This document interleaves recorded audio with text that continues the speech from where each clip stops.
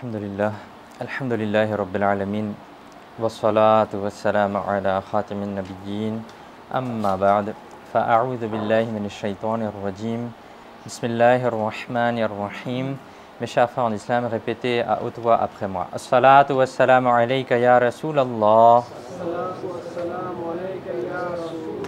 wa ala alika wa ashabika ya Habiballah.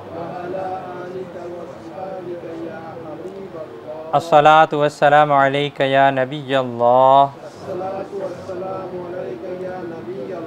wa ala alika wa ashabika ya Nurallah. Nawaitu sunnat al-i'tikaf. J'ai fait l'intention de la retraite spirituelle surérogatoire en étant dans la mosquée. Mes chers frères en islam, il y a beaucoup de bienfaits à réciter la salat ala nabi, c'est-à-dire le Durud Sharif sur le bien-aimé prophète sallallahu ta'ala alayhi wa alihi wa sallam. Il est rapporté dans un hadith de Tirmidhi que le dernier prophète d'Allah sallallahu ta'ala alayhi wa alihi wa sallam a dit: parmi les gens, ceux qui seront les plus proches de moi le jour du jugement seront ceux qui auront récité la salat sur moi en abondance. Subhanallah.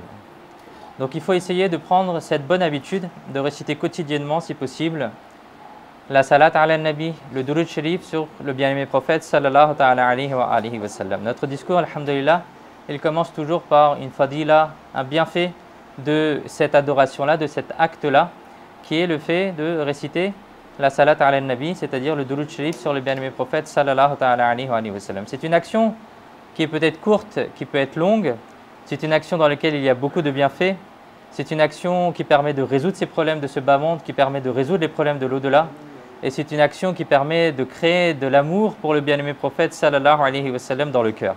Il y a de nombreux ahadiths que l'on énumère chaque semaine, alhamdulillah. Donc il faut essayer, Inch'Allah, de prendre cette bonne habitude-là. Celui qui peut, pour essayer d'appliquer ce hadith en abondance. Qu'est-ce que ça signifie en abondance? Lorsque les savants ils expliquent cela, ils expliquent que c'est le fait de réciter au minimum 313 fois la salat ala nabi, c'est-à-dire le Durud Sharif sur le bien-aimé prophète sallallahu alayhi wa sallam. Il y a différentes manières, différentes formulations pour le faire. L'une des plus courtes est par exemple de dire sallallahu ala Muhammad. Si on le dit une fois, on aura récité une fois le Durud Sharif, la salat ala nabi sur le bien-aimé prophète sallallahu alayhi wa sallam. Il y a des formules plus courtes comme celle qu'on récite dans la prière qui est la salat ibrahimi qu'on appelle Allahumma salli ala Muhammad wa ala ali Muhammad kama sallaita ala Ibrahim wa ala ali Ibrahim innaka hamidun majid Allahumma barik ala Muhammad wa ala ali Muhammad kama barakta ala Ibrahim wa ala ali Ibrahim innaka hamidun majid. On prend une formule. Si on est à l'aise avec une petite formule, on récite sallallahu ala Muhammad pour essayer de réciter en abondance autant que l'on peut. C'est pour pouvoir obtenir les barakas de ce hadith-là et des autres hadiths, etc. Il est rapporté aussi dans un hadith que celui qui récite 1000 fois la salat ala nabi chaque jour, il ne mourra pas tant qu'il n'a pas vu sa place au paradis. Subhanallah. C'est-à-dire qu'il verra en rêve ou d'une manière ou d'une autre sa place au paradis. Et il est rapporté de certains savants, effectivement, qu'ils ont dit par exemple que les médecins ils ont dit bah, ça y est, c'est la dernière journée, il ne va plus pouvoir vivre ce savant-là, cette personne-là. Et le savant après il a dit non, c'est pas possible. Pourquoi? Parce qu'il a dit moi j'ai le yaqin, j'ai la croyance, j'ai la certitude que je ne vais pas mourir tant que je ne vais pas voir ma place au paradis.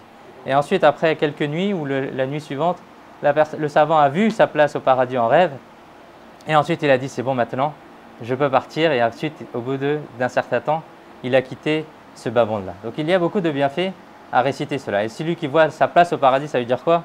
Tout simplement qu'il va, Inch'Allah, accéder au paradis. Donc il faut essayer, Inch'Allah, de réciter cela avec abondance, au moins 313 fois chaque jour. Donc avec amour et honneur, avec amour pour le prophète sallallahu alayhi wa sallam, récitons une fois la salat, le Durud Sharif sur lui. Sallu ala al-habib, sallallahu ta'ala ala Muhammad, sallallahu alayhi wa alihi wa sallam. Chers frères en islam, Allah Azza wa Jal, il dit dans le noble Coran: ألا إن أولياء الله لا خوف عليهم ولا هم يحزنون صدق الله العظيم وصدق رسوله النبي الكريم. Traduction de Kanzul Irfan. Écoutez, en vérité, les awliya d'Allah n'auront aucune crainte et ne seront pas attristés. Chers frères en islam, dans le sous-continent indien, le 20 Safar al-Muzaffar, nous avons l'habitude de commémorer le départ de ce monde, ce qu'on appelle aussi le Urs, de la célèbre et grande personnalité d'un grand wali Allah, Data Ganjbakhsh, Cheikh Sayyid Ali al-Hujwari rahmatullahi alayh. Il y a de nombreux awliya à travers le monde et aujourd'hui on va parler d'une personnalité, Inch'Allah. Data Ganjbakhsh, Cheikh Sayyid Ali al-Hujwari rahmatullahi alayh, parmi ses particularités, c'est un descendant du bien-aimé prophète sallallahu alayhi wa sallam. C'est aussi un savant incomparable, c'est un wali Allah de très haut rang. Sayyidina Mujaddid al-Fsani rahmatullahi alayh, qui était un savant, un wali Allah des années 1500 du calendrier grégorien, dit que, à mes yeux, parmi toutes les villes du sous-continent, c'est-à-dire lorsqu'on parle du sous-continent, on va parler de l'Inde et du Pakistan en général, la ville de Lahore, qui est une ville près de la capitale Islamabad, est une ville qutb, est une ville pôle. La bénédiction et le bien de cette ville se sont répandus dans toutes les villes du sous-continent. Et Data Ganjbakhsh, Cheikh Sayyid Ali al-Hujwari rahmatullahi alayh, est un wali Allah des années 1000-1100 d'après le calendrier grégorien.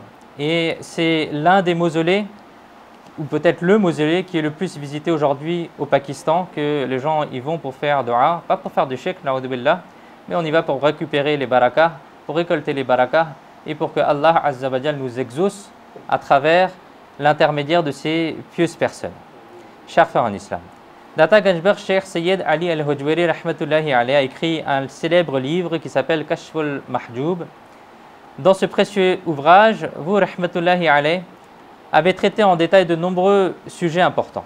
Et l'un de ces sujets est la wilaya et la karama. La wilaya étant le fait d'avoir une proximité, d'être très très proche, d'avoir le qurb d'Allah Azza wa Jal, et la karama étant ce qu'on appelle les prodiges. Pour un prophète, on va utiliser le terme mu'jiza, le miracle. Un prophète, il peut faire des miracles, ce qu'on appelle en arabe le mu'jiza. Et lorsqu'on va parler de quelqu'un qui n'est pas un prophète, d'un wali Allah, on va parler des karamas. Des karamas, c'est-à-dire, on traduit en français des prodiges. D'accord? Il y a deux termes, mu'jiza et karama. Mu'jiza étant les miracles, on va traduire comme ça en français, et karama étant les prodiges. Dans cet ouvrage, Cheikh Sayyid al-Hujwari rahmatullahi alayh, qui était un grand savant, en plus d'être un wali Allah, a expliqué qu'est-ce qu'un wali Allah. Les awliya existent-ils vraiment? Comment reconnaître les awliya? Awliya étant le pluriel de wali Allah. Des karamas, des prodiges peuvent-ils apparaître chez les awliya, les proches d'Allah? Quelle est l'importance de la karama en islam? Ce sont là des questions essentielles qui surgissent souvent dans l'esprit des gens. Ils se posent les questions, mais est-ce que c'est vrai? Est-ce que ça existe les wali Allah? Est-ce qu'il peut y avoir des karamas? Est-ce qu'il peut y avoir des prodiges? Etc. Data Ganjbakhsh, Cheikh Sayyid Ali al-Hujwari rahmatullahi alayh, a apporté des réponses satisfaisantes à toutes ces questions. Et en s'inspirant de son livre Kashful Mahjoub, nous allons essayer de présenter quelques réflexions sur le lien entre la wilaya, c'est-à-dire, on pourrait peut-être traduire, mais peut-être c'est un peu péjoratif, mais la sainteté ou la proximité avec Allah Azza wa Jal, et les karamah, les prodiges, de manière simple, Inch'Allah al-Karim. Qu'Allah Azza wa Jal nous accorde la capacité d'écouter attentivement, de comprendre et de mettre en pratique la vérité avec attention, Inch'Allah al-Karim. Amin, bijahi nabi al-amin, sallallahu alayhi wa sallam. Sallu ala al-habib, sallallahu ta'ala ala Muhammad, sallallahu alayhi wa alihi wa sallam. Chers frères en islam, Allah Azza wa Jal, il dit dans le noble Coran, Ala inna awliya Allah la khawfun alayhim wa la hum yahzanun. Écoutez en vérité, les awliya d'Allah n'auront aucune crainte et ne seront pas attristés. Ce verset sacré constitue une preuve très claire de la gloire et du statut des awliya en islam. Regardons quelles difficultés ont été évoquées. Allah Azza wa Jal a insisté deux fois en disant la première fois Allah, c'est-à-dire écoutez, soyez attentifs, sachez bien que. Ceci est la première insistance. Cela est la première insistance dans le début de ce verset. Ensuite, qu'est-ce qu'il a été dit? Inna, certes, en vérité. Ceci est la deuxième insistance. Allah Azza wa Jal, lorsqu'il parle de ses awliya, il insiste 2 fois dans ce verset. Puis il a été dit awliya Allah, sur les awliya d'Allah. Subhanallah. Allah Azza wa Jal, qui est le Rabbul Alamin, le créateur et maître de tous, mentionne les awliya avec insistance dans ce verset du Coran. Nous apprenons donc que lorsque nous évoquons les awliya, nous devons le faire avec la plus grande attention, avec le plus grand soin. De nos jours, malheureusement, et aujourd'hui, Inch'Allah, on va essayer d'enlever aussi les waswas, les doutes que certaines personnes ont dans le cœur à propos des awliya. Il y a malheureusement une étrange tendance qui se répand alors que dans les générations précédentes, il n'y avait pas cela, ou il y avait moins cela. Certaines personnes utilisent des mots pour les honorables awliya qui comportent un aspect de mépris, ce qui est malheureusement très grave. Réfléchissons. Si le Seigneur de l'univers parle avec tant de considération, tant d'insistance lorsqu'il parle des awliya, alors comment devons-nous, nous ses serviteurs, les mentionner avec respect et révérence? C'est pourquoi lorsque nous évoquons les honorables awliya, il faut avoir du respect et utiliser des mots soigneusement choisis et empreint de respect. Il est bien connu lorsqu'on dit que celui qui respecte sera béni et celui qui manque de respect sera privé de bénédiction. Ici, essayons d'apporter une clarification. Dans le noble Coran, il est fait mention de 2 types de awliya. Écoutez bien, il est fait mention de 2 types de awliya. Le premier étant les awliya Allah, c'est-à-dire les amis d'Allah, les proches d'Allah, les aimés d'Allah, les bien-aimés d'Allah. Et le deuxième type des awliya, c'est les awliya min dunillah, c'est-à-dire les ennemis d'Allah.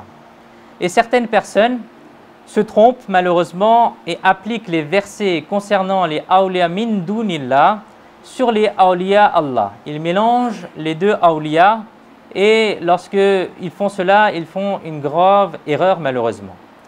Les awliya min dunillah sont en réalité les ennemis d'Allah. Ils n'ont aucune dignité, même pas l'équivalent d'un atome. Et quant aux awliya Allah, quelle est leur dignité? Allah Azza wa Jal, il dit La khawfun alayhim. Sur eux, il n'y aura aucune crainte. Ceci est la particularité des honorables awliya, qu'ils n'éprouvent aucune peur mondaine, ils n'ont aucune crainte de cette dunya.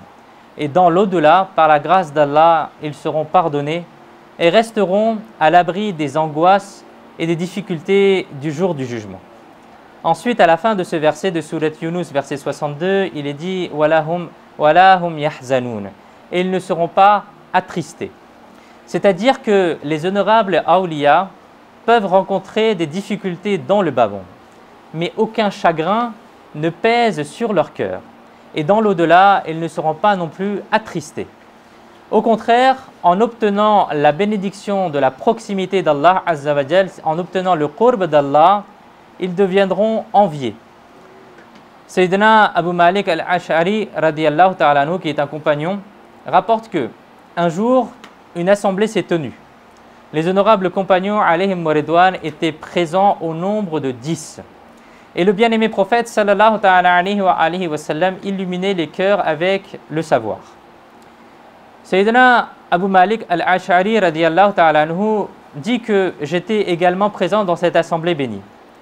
Et le bien-aimé prophète, sallallahu ta'ala alayhi wa sallam, a annoncé une nouvelle du rêve de l'invisible en décrivant une scène du jour du jugement. Et a dit, en vérité, Allah compte parmi ses serviteurs des personnes qui ne sont ni prophètes ni martyrs. Mais les prophètes et les martyrs les envieront par leur proximité et leur place auprès d'Allah, le jour du jugement. C'est-à-dire qu'Allah Azza wa Jal accordera à ses serviteurs un rang si élevé, il les comblera d'un tel qurb, d'une telle proximité avec lui, que même les prophètes alayhim wassalam exprimeront leur joie en disant quel serviteur d'exception. Le serviteur généreux les a gratifiés d'une telle proximité avec lui. Sayyidina Abu Malik al-Ash'ari radiyallahu ta'ala anhu rapporte que à ce moment-là, un bédouin était également présent. Lorsque celui-ci a entendu cette parole, il s'est mis à genoux et a dit racontez-nous, Ya Rasulallah, sallallahu ta'ala alayhi wa sallam, à leur sujet. Qui seront ces bienheureuses personnes? Écoutons maintenant attentivement les paroles du hadith et tirons-en profit.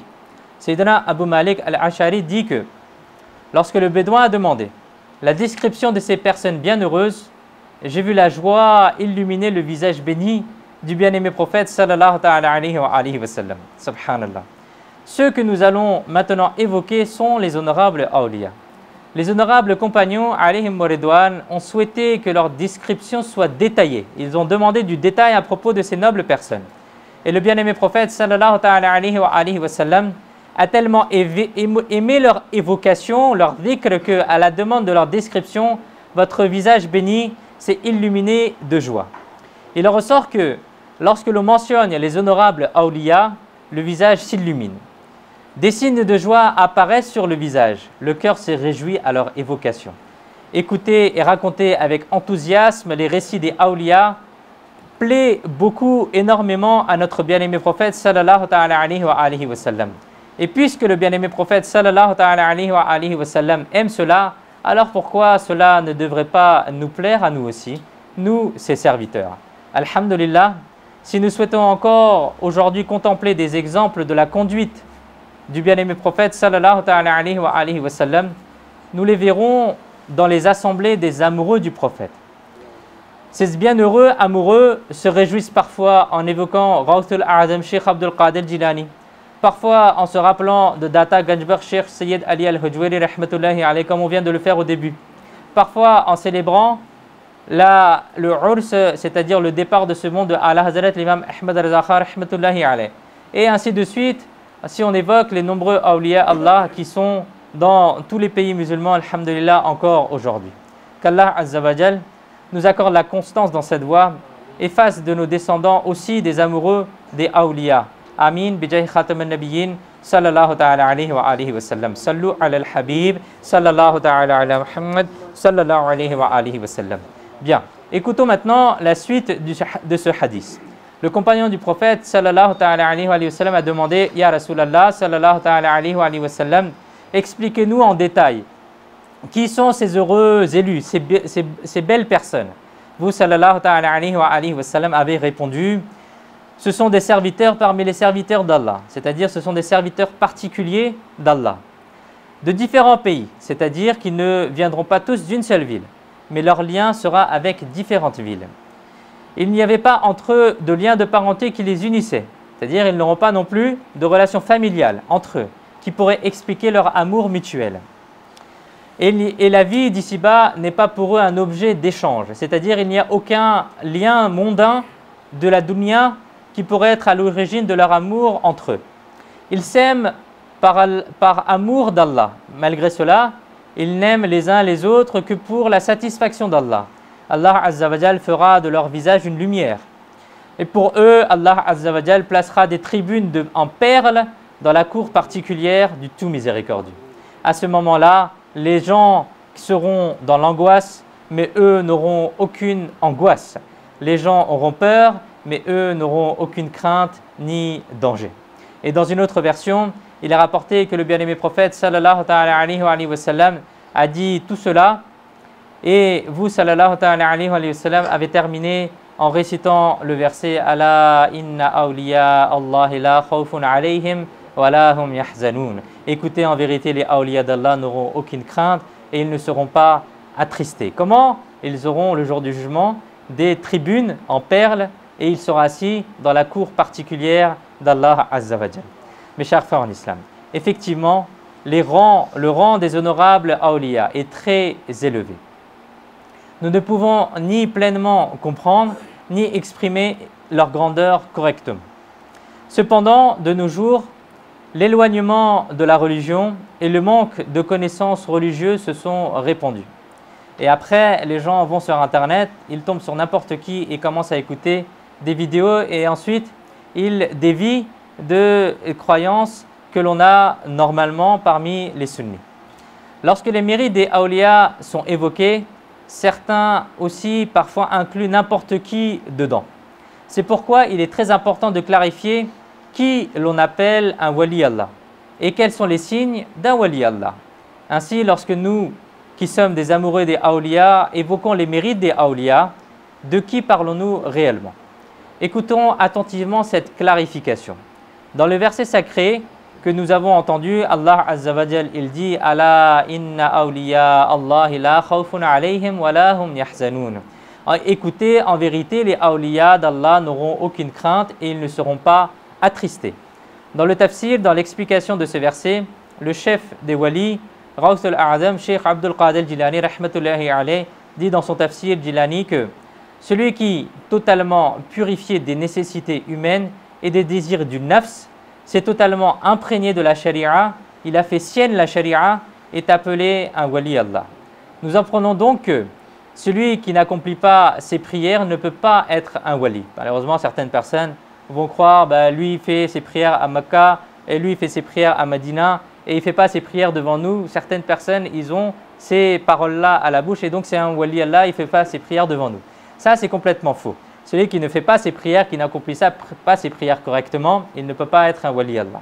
Celui qui ne fait pas ses jeûnes obligatoires ne peut pas être un wali Allah. Celui qui blesse le cœur des gens ne peut pas être un wali Allah. Celui qui tombe dans l'ivresse, dans l'alcool, dans les drogues, etc., en utilisant toutes sortes de substances, ne peut pas être un wali Allah. En réalité, le wali Allah est celui qui non seulement agit selon la sharia, mais qui s'imprègne totalement de l'esprit de la sharia.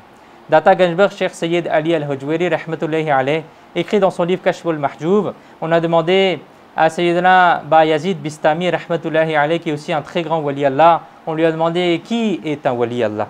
Vous, rahmatullahi alayh, avez dit celui qui fait preuve de patience en étant ferme face aux ordres et aux interdictions d'Allah.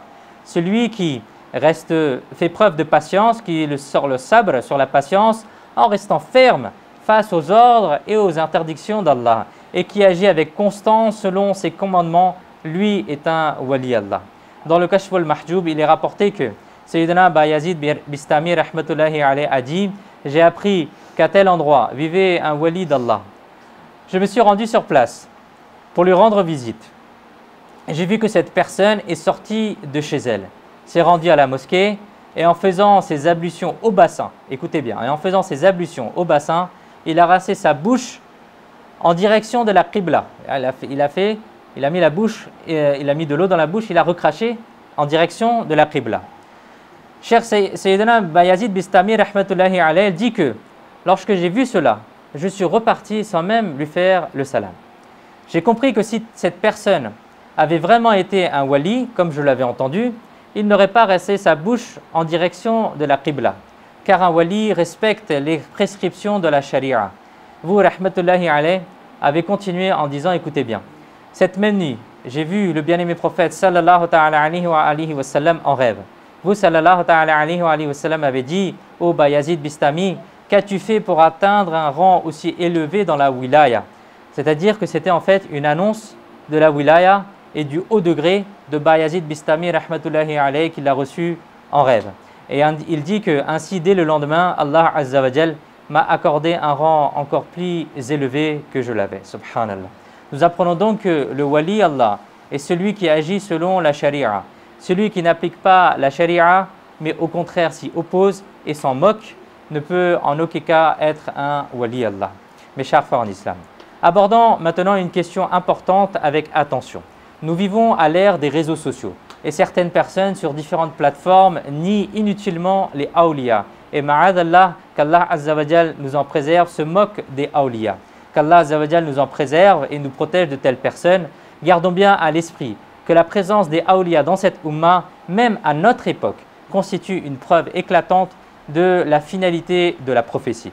Nous avons peut-être vu que, si l'on prend l'exemple d'une gare ferroviaire, certains rails de chemin de fer sont bloqués à l'avant.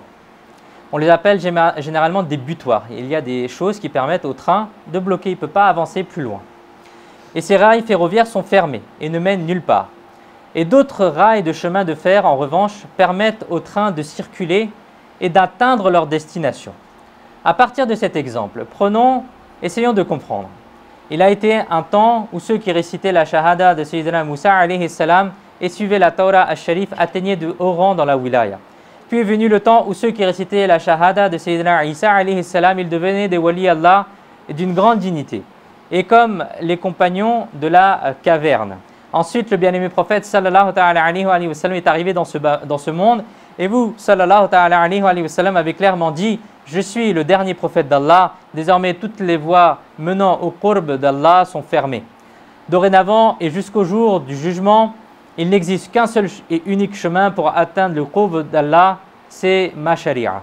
Voyons maintenant qu'à notre époque, si quelqu'un, que Dieu nous en préserve, agit selon les anciennes shari'as ou commence à suivre les théories des philosophes, il n'obtient pas le qurb d'Allah. Mais si nous suivons pleinement la sharia du bien-aimé prophète sallallahu alayhi wa sallam, alors nous recevrons le qurb d'Allah. Aujourd'hui encore, les awliya naissent au sein de la umma du bien-aimé prophète sallallahu alayhi wa sallam. Et en suivant ces enseignements, des personnes atteignent les degrés de la wilaya. Cela montre que tous les autres chemins vers le qurb d'Allah ont été fermés. Mais la voie de la sharia du bien-aimé prophète sallallahu alayhi wa sallam reste le seul chemin. Et le seul chemin pour atteindre cela. Ceux qui la suivent deviennent Data Ganjbar Sheikh Sayyid Ali al-Hujwari, deviennent des Ghaus al-A'zam Sheikh Abdul Qadir al-Jilani, et deviennent des Khwaja Mu'iduddin Chishti Ajmeri, deviennent des Ahmad Reza Khan rahmatullahi alayh. Ainsi, l'existence de ces awliya est vraie et la preuve que notre bien-aimé prophète sallallahu alayhi wa sallam est le dernier prophète d'Allah et que votre sharia reste en vigueur jusqu'au jour du jugement. Celui qui suit le chemin de la droiture pour obtenir le qurb d'Allah devient un wali Allah. Chers frères en islam, réfléchissons maintenant à un autre exemple. Supposons que nous aménageons notre salon. On aménage notre appartement, notre maison. Nous avons créé une belle ambiance. On a mis des cadres de Makkatul Mukarrama, de Madinatul Munawwara dans le salon. Et une connaissance, elle vient, on l'a invitée. Elle s'installe dans le salon. Et cette personne-là commence à déplacer notre aménagement.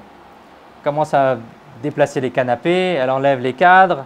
Elle dit: moi je veux faire plutôt comme ça, j'aime pas trop, on va changer. Et qu'est-ce qu'on va faire nous? Est-ce qu'on va le laisser? C'est juste une connaissance. On va lui dire non.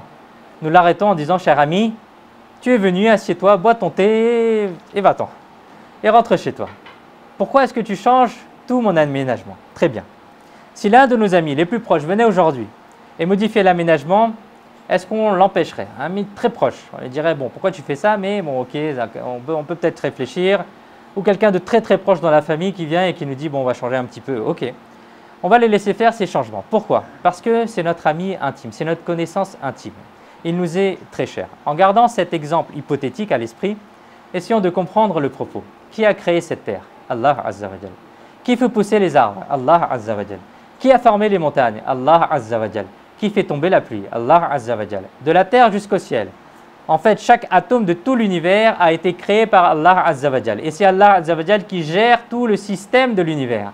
Celui qui l'a rendu aveugle, il l'a fait selon sa propre sagesse parfaite. Celui qui l'a rendu malade, il l'a fait selon sa propre sagesse parfaite. Celui à qui il n'a pas donné d'enfant, il l'a fait selon sa sagesse parfaite. Sur chaque atome, chaque feuille de cet univers, c'est sa souveraineté qui règne. Il est le Seigneur tout-puissant. Personne n'a le pouvoir d'intervenir, ne serait-ce qu'un peu dans tout cela. Mais admirons celui qui agit selon la sharia du bien-aimé prophète sallallahu alayhi wa sallam, qui franchit les différentes étapes du qurb d'Allah, qui suit la sunna du bien-aimé prophète sallallahu alayhi wa sallam. Il devient un serviteur élu auprès d'Allah. Et par la bénédiction de suivre le bien-aimé prophète sallallahu alayhi wa sallam, Allah Azza wa Jal lui accorde la couronne de la wilaya. Et si Allah Azza wa Jal le lui permet, il lui accorde la guérison au malade d'un simple regard.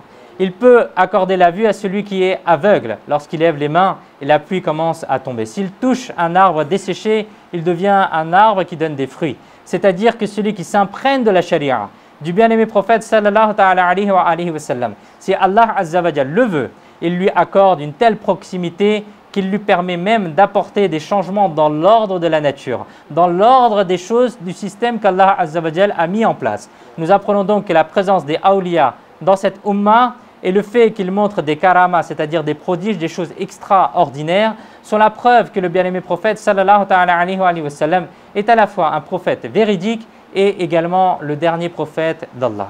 Sayyidina Ibrahim Khawas rahmatullahi alayh a été un grand wali Allah. Un jour, lorsque vous étiez en voyage, et que vous étiez en train de traverser des déserts sauvages. Un non-musulman s'est présenté à vous et a dit « Je souhaite rester en votre compagnie ». Vous, rahmatullahi alayh, lui avez accordé la permission et vous lui avez dit « Je n'ai rien à manger et je n'ai rien à boire. Si Allah Azza wa Jal me donne, je mange, sinon je reste à jeun. Donc si nous voulons rester ensemble, il faudra vivre ainsi. » L'homme qui n'était pas musulman a accepté cela. Pendant 7 jours, vous avez voyagé. Et durant ces 7 jours, vous êtes resté à jeun. Vous n'avez rien mangé. Le 7e jour, ce non-musulman a été à bout, épuisé par la faim et la soif. Et il a dit « Ô Ibrahim Khawwas, votre wilaya est célèbre. Vous êtes connu pour être un grand wali Allah. Alors faites quelque chose, je ne peux plus supporter la faim. Au milieu des déserts, rien à manger. » En entendant cela, Sayyidina Ibrahim Khawwas, rahmatullahi alayh, a posé sa tête en prosternation et a invoqué Allah Azza wa Jal, a fait doigt à Allah Azza wa Jal. Dès que vous avez relevé la tête, un plateau était présent auprès de vous, contenant 2 pains et 2 bols d'eau. Vous, rahmatullahi alayh, en avez mangé vous-même et vous avez aussi nourri ce non-musulman. Puis vous avez poursuivi votre chemin. 7 jours plus tard, la faim a de nouveau épuisé le non-musulman. Cette fois-ci, ce non-musulman a posé lui-même son front par terre en prosternation. Et lorsqu'il a relevé la tête, il y avait non pas 2 pains, non pas 2 bols, mais il y en avait 4. 4 pains et 4 bols. En les voyant, le non-musulman a dit « Ô Ibrahim, j'ai 2 bonnes nouvelles pour vous. La première, faites-moi réciter la shahada pour que je devienne musulman. Et la seconde, c'est que vous avez un rang très élevé auprès d'Allah Azza wa Jal. Le secret en est que j'ai posé mon front sur le sol et j'ai fait dua à Allah Azza wa Jal en disant « Ô Allah Azza wa Jal, si la religion de l'islam est vraie, alors accorde-nous 2 bols d'eau et 2 pains. Et si Ibrahim Khawwas est véritablement un wali Allah de haut rang, alors accorde-nous-en davantage. » Et alors un plateau est descendu contenant 4 bols et 4 pains. Ainsi j'ai compris que l'islam est la vraie religion et que vous êtes véritablement un wali Allah. Subhanallah, chers frères en islam.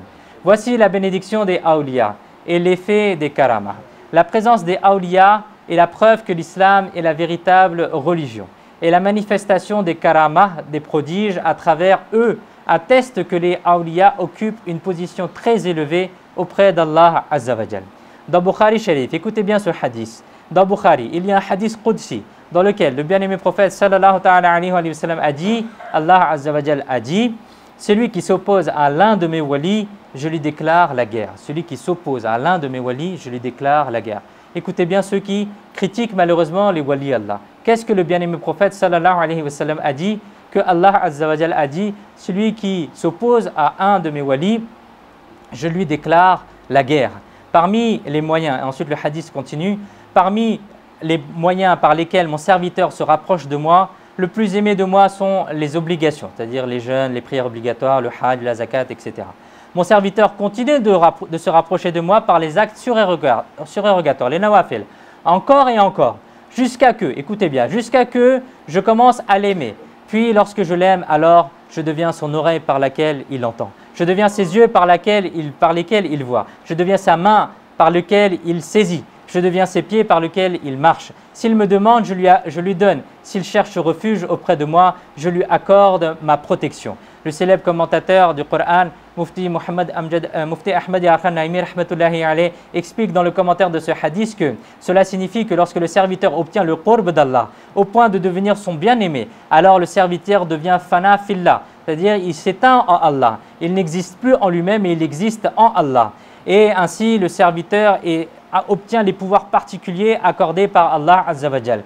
Et ses membres agissent à travers cela, si bien qu'il accomplit des actes que la raison ne peut pas comprendre. C'est-à-dire il arrive à accomplir des karamas, des prodiges, des choses extraordinaires parce que Allah Azza wa Jal a mis un pouvoir particulier, une puissance particulière en lui. Chers frères en islam, le terme de karama, de prodige, désigne un acte extraordinaire qui n'est pas fait d'ordinaire, accompli par un wali Allah, qui est normalement impossible d'accomplir. C'est-à-dire qu'il ne peut pas se produire par des moyens apparents. Par exemple, ressusciter un mort, cela n'est normalement pas possible. Si un wali Allah, par l'autorisation d'Allah, ressuscite un mort, on appellera ça un karama. De même, guérir un malade incurable, simplement en le touchant ou en le regardant, entendre à distance sans aucun appareil, connaître ce qu'il y a dans le cœur, arriver pour aider, parcourir des centaines de kilomètres en quelques minutes sans monture, etc. Si de tels actes se manifestent par un wali Allah, on les appellera des karamas, on les appellera des prodiges. Le très grand savant Allama Yusuf ibn Ismail al-Nabahani, rahmatullahi alayh, qui est très grand savant du siècle passé, il a dit que la karama du wali est en réalité un miracle du bien-aimé prophète sallallahu alayhi wa sallam, ou du prophète. Car la manifestation d'une karama par un wali constitue une preuve de la véracité du prophète, car si un tel honneur est accordé à un disciple du prophète, alors que dire alors de la grandeur et de la dignité du prophète en lui-même. Allama Yusuf ibn Ismail al-Nabahani rahmatullahi alayhi dit également que lorsque le serviteur anéantit son nafs et ses désirs du nafs, qu'il se manifeste pleinement de la satisfaction d'Allah, qu'il se satisfait pleinement de la satisfaction d'Allah, qu'il n'accomplit que ce qui plaît à Allah et se détourne de ce que Allah Azza wa Jalla a interdit. Bref, lorsqu'il s'efface totalement dans la volonté d'Allah, alors Allah Azza wa Jalla, par sa miséricorde et sa faveur, exauce la volonté de ce serviteur. Chers frères en islam, la karama est une réalité. Et l'évocation des karamas se trouve aussi bien dans le noble Coran que dans les nobles ahadiths. Dans le noble Coran, il est fait mention de Sayyida Maryam, rahmatullahi alayha, à qui des fruits hors saison parvenaient. Ceci fait partie d'une karama. Lorsque ses mains touchaient un palmier desséché, complètement sec, il redevenait instantanément verdoyant et portait des fruits. Cela est mentionné dans Surat Maryam. Le zikr des compagnons de la caverne, des Ashab al-Kahf, se trouve aussi dans Surat al-Kahf, où ses compagnons sont restés endormis pendant près de 300 ans. Ensuite, ils se sont réveillés. Ceci aussi est une karama. Le zikr des Sayyidina Asif bin Barkhiya, rahmatullahi alayh, a apporté le trône de la reine Bilqis en un seul clin d'œil. Dans le temps d'un clin d'œil, de clipser les yeux, il a apporté le trône à la reine. Et cette karama est aussi mentionnée dans Surat An-Naml. De même, dans un hadith, il est fait mention de la karama de Jurayj le moine. Sayyidina Jurayj était un wali parmi les anciennes communautés. Un jour, une femme débauchée a porté une grave accusation contre vous et a prétendu que son enfant illégitime était le fils de Jurayj. Et sur ce, Sayyidina Jurayj, rahmatullahi alayhi, s'est adressé à ce tout petit enfant qui venait à peine de naître pour lui demander qui est son père. Et ensuite, il a commencé à parler et à donner le nom de son vrai père. Subhanallah. Le fait qu'un nourrisson encore allaité ait parlé est véritablement une karama de Sayyidina Jurayj, rahmatullahi alayhi, qui a été mentionné aussi dans les ahadiths. Le rejet absolu, mes chers frères, d'une karama est un égarement. Et il faut faire attention car cela a été mentionné aussi bien dans le Coran que dans les nobles ahadiths. Alhamdulillah, mes chers frères, en résumé, Allah Azza wa Jal accorde de très haut rang à ses honorables awliya. Ceux qui observent fermement la sharia et la sunna obtiennent la proximité d'Allah Azza wa Jal et si Allah Azza wa Jal le veut, par sa seule grâce leur accorde la couronne de la wilaya. Qu'Allah Azza wa Jal nous permette de retenir ce que nous avons entendu, de le mettre en pratique et d'aimer sincèrement les awliya et ne pas avoir de mauvaises pensées ou de mauvaises appréhensions contre les wali Allah. Amin. Bijahin khatamin nabiyyin sallallahu ta'ala alayhi wa alihi wa sallam. Sallu ala al-habib sallallahu ta'ala ala Muhammad sallallahu alayhi wa sallam.